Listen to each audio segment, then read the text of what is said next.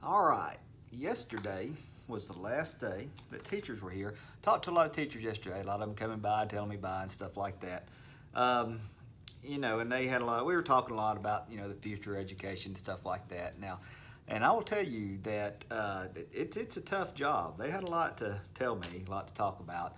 And I understand. I was in the classroom, for 17 years. I have been through the things that they're going through, and it was a lot easier when I first started than it is now. And you may not know it, but in education, um, during a year, a school year, an average of 1,000 teachers quit a day. Um, 1,000 teachers a day change schools over the course of a school year, not just a regular year. I said it's not always what everybody thinks. I mean, and I can understand why a lot of them quit. I mean, when I got out, when I graduated from college, I got a job. I went in. We had 2 or 3 days before the kids came in, and we spent a good bit of time in meetings, but it wasn't the whole time. And I had to fill out a bunch of forms, and then I had to learn all the stuff about how to do the grades and when the grades were due and what forms I had to fill out and what I had to teach and how to do all that kind of stuff. There was a lot of stuff, and I remember sitting in those meetings just thinking, "Oh my Lord, how am I going to remember? This is so many things." I just remember being overwhelmed by this stuff. But that's nothing like it is now.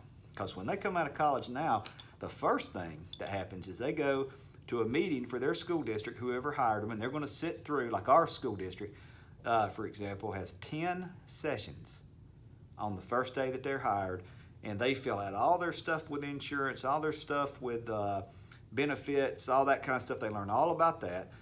Uh, they learn all about the technical stuff, with the email and the grade. And that's a lot of stuff. That's a lot to know is with the grade book program and all those kind of things. They have to go through all the ethics training to make sure they're not posting crazy stuff on YouTube and texting the students and all kind of goofy stuff and getting fired, getting on the news. They have to go through all the stuff about TEKS observations and what it means for when you have to do all 10 of those professional standards in an observation, and they come in, because that's going to that's going to decide whether or not you keep your job, is the TEKS observation. They learn about professional development. They learn about professional organizations. Stuff about the school. I mean, it's just a whole bunch of stuff. And it's 10 sessions, one right after the other, of all this information. Then they turn right around and they go to their school the next day. When they go to their school, then we really start hammering them. They're going to have about 2 or 3 days before the kids are sitting in their classrooms and they're teaching them. At least half that time they're going to be sitting in meetings. At least half, maybe more. And then they're going to start, like for example, I don't want to forget any of this. They have to start learning the schedule. How does the schedule work? When do I have what are the kids? All that kind of stuff. When do I take them? The bell system, all that kind of stuff. All the stuff about the procedures, and there's tons of stuff with that. Every grade level has their own procedures. We have procedures for how they go to lunch. We have procedures for how they go to the bathroom. We have procedures for how they walk in the hall between classes. And they have to know all of that stuff, how to, everything about that. The discipline, they have to know how their grade level does discipline, how they keep track of the discipline, how they call the parents, how you do detentions, how to do write-ups on Infinite Campus, if you send something to the administrator, what does the administrator do, what's my part of it, how to control my classroom. They have to learn about all of that. And whatever kind of discipline program their school has. Safety, I mean, we have a safety thing that thick, and you have to learn what to do if there's a fire drill, what to do if there's a tornado, what to do if there's a school shooter, what to do if I got a kid that's bleeding, what to do. You got all that stuff you got to worry about.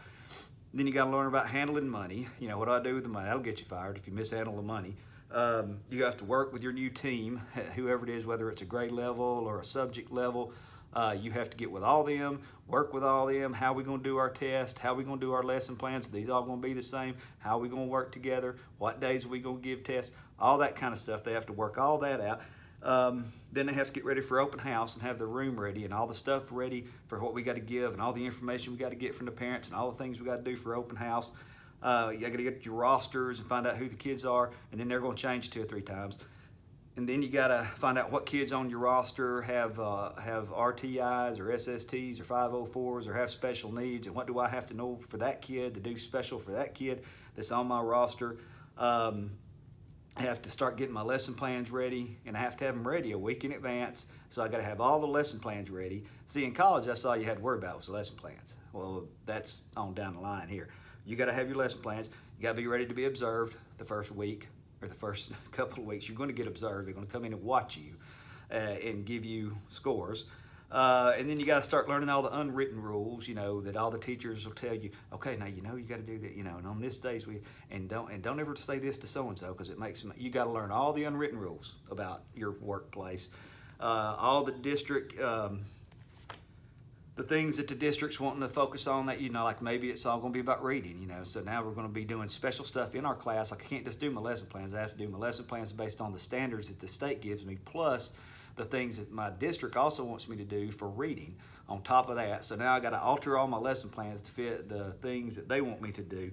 Then I got to learn about my observant administrator. How do they want the lesson plans made? How do they want them turned in? What day do they want them turned in? When they come observe me, what do they want me to do to give it is an overwhelming amount of things that are being thrown at them in like 2 days. And then expect them to go. And then when the kids get in there, then it's a whole other, that's like a rodeo. You learn all this stuff and you get out there and you get on the bull. Once you get on the bull, it's all about the bull. You're not worried about anything else. And so now they got kids in there and they're having to deal with kids for the first time.